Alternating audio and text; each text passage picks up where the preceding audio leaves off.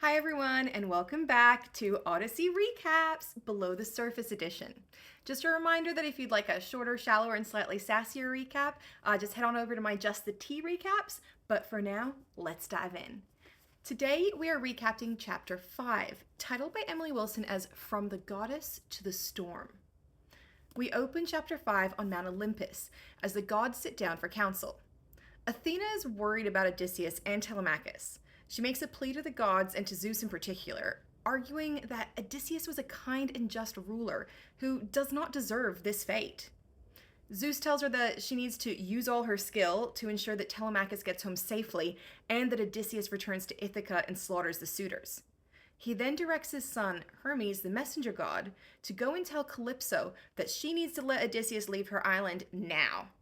He decrees that Odysseus will drift miserably for 20 days upon a makeshift raft before arriving at Scheria, where he will be treated like a god and given a ship filled with even more treasure than he would have brought home from Troy. Zeus finishes by saying, "It is granted him to see the ones he loves beneath his own high roof in his own country." Hermes obeys Zeus and sets off immediately for Calypso's island. When he arrives, he finds a paradise.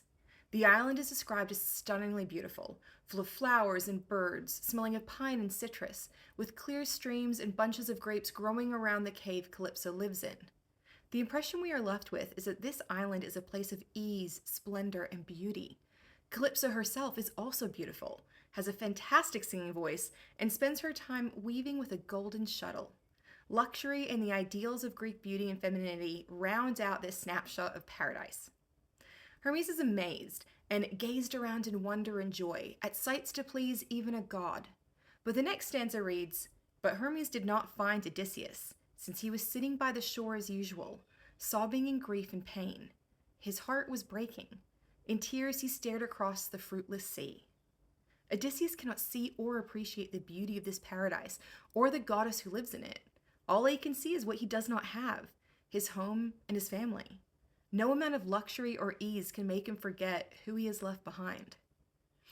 The juxtaposition of the splendor of the island and the grief Odysseus is in is striking and serves to show us in an instant that he is missing his family as much as the previous 4 chapters have shown us how much they are missing him. Hermes finds Calypso and tells her that Zeus has sent him because he says the most unhappy man alive is living here, and that she must release him. He blames Athena for punishing the warriors for not performing the correct sacrifices before setting sail from Troy, and says that though the winds blew Odysseus to Calypso's island, it is not his destiny to die here, far away from those he loves. It is his fate to see his family and come back home to his own native land. Calypso is furious. She goes into a tirade about how unfair it is that the male gods are always stopping romances between goddesses and mortal men. She lists a few examples and says it's jealousy on behalf of the gods. She said she saved Odysseus from the waves, cared for him, and loved him. She says that she vowed to see him free from time and death forever. But even a goddess cannot stand against the will of Zeus, and she finally says, "I know no other god can change the will of Zeus, so let him go if that's Zeus's order."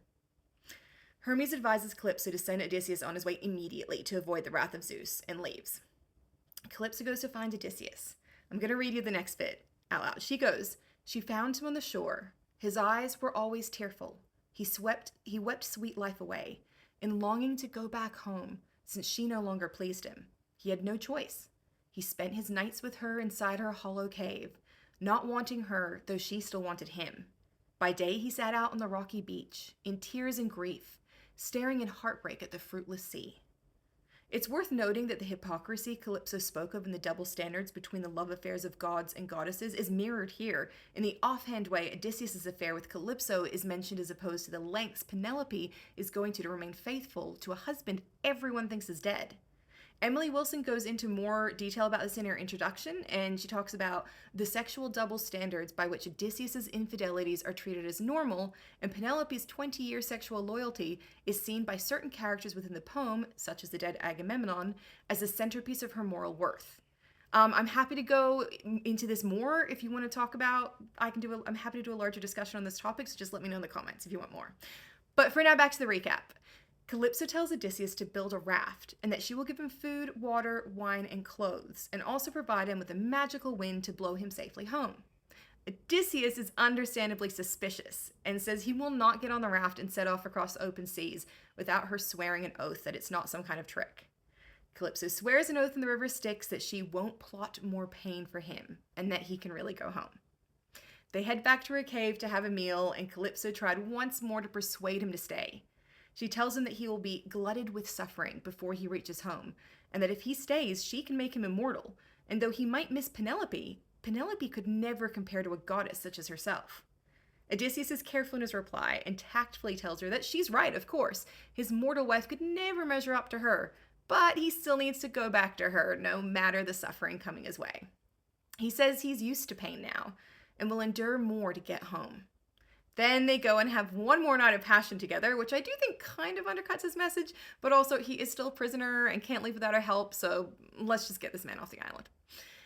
Dawn comes and they set off and start building the raft. It takes 4 days, and on the 5th day, Odysseus finally sets off, sails filled with the gentle breezes sent by Calypso. He sails for 18 days before he can finally see the Phaeacian shores. Unfortunately, Poseidon spots his raft at sea when he is returning from his feast in Ethiopia and is enraged. He is furious that the other gods have decided to free Odysseus in his absence, and he says he has almost reached Phaeacia, where it is his destiny to flee the rope of pain that binds him now, but I will goad him to more misery, till he is sick of it. Poseidon then gathers up the clouds and uses his trident to stir the seas, and calls the winds to blow, creating a thick fog that covers the sea, and then he calls up a giant wave. Odysseus cries to the sky, certain that Zeus is causing the storm, and says the Greeks who died at Troy were the lucky ones, and that he wishes he had died with them there. A giant wave crashes into him, overturning the raft, and Odysseus is thrown into the sea. He is pushed down deep by the waves, and held there, weighed down by the clothes Calypso gave him. He finally manages to swim back to the surface and gets back to his raft, clinging to it as he's buffeted back and forth as the winds hurl him around. Then, a sea goddess who was once a human named Ino sees him and is seized with pity. She rises to the surface and offers to help him, telling him he just needs to make it to Phaeacia, where he is fated to survive. She tells him to strip off the clothes Calypso gave him and to leave the raft behind to be thrown about by the winds. Then she gives him her scarf and tells him to tie it under his chest, and it will ensure he doesn't die in the sea. When he gets to dry land, he must throw it back into the sea so she can get it back. She then vanishes back beneath the waves. But Odysseus is wary and unsure if this is just another trick. He decides not to leave the raft until it breaks apart. And immediately after he decides that, Poseidon sends another gigantic wave and the raft comes apart. Odysseus, left clinging to a plank, strips and ties the goddess's scarf around him before diving into the sea and swimming for Phaeacia. Poseidon is pleased with his suffering and leaves Odysseus to his deadly swim to shore while he heads home. Meanwhile, Athena tries to help Odysseus. She calms the winds and smooths the waves before him. Odysseus then drifts for 2 days and nights, before on the 3rd day he finally sees the shore. He is overjoyed for a while, until he realizes that the shore is made up of sharp rocks and cliffs and jagged reefs. There's nowhere safe for him to swim ashore. He's getting swept toward the rocks when Athena lends him some strength, and he clings to some rocks, but is still getting pulled back and forth. But then Athena helps him again, and he escapes and swims on until he finds a river mouth. He prays to the river god and begs him to help him escape the sea. The god takes pity on him and calms the waves, allowing a broken and exhausted Odysseus to finally make it to the shore. Odysseus is in a terrible state, but he knows he cannot allow himself to fall asleep at the river's edge because the nightly frost will kill him. He manages to drag himself into the nearby woods and finds a spot where 2 bushes, olive and thorn, have grown together, forming a safe hollow. Olive trees, of course, are heavily associated with Athena and her benevolence to mortals, so this is a nice little bit of symbolism here. Odysseus crawls into the hollow and heaps leaves over himself for warmth, and then finally, he can rest. And that's where our chapter ends. Tune in next time for chapter 6.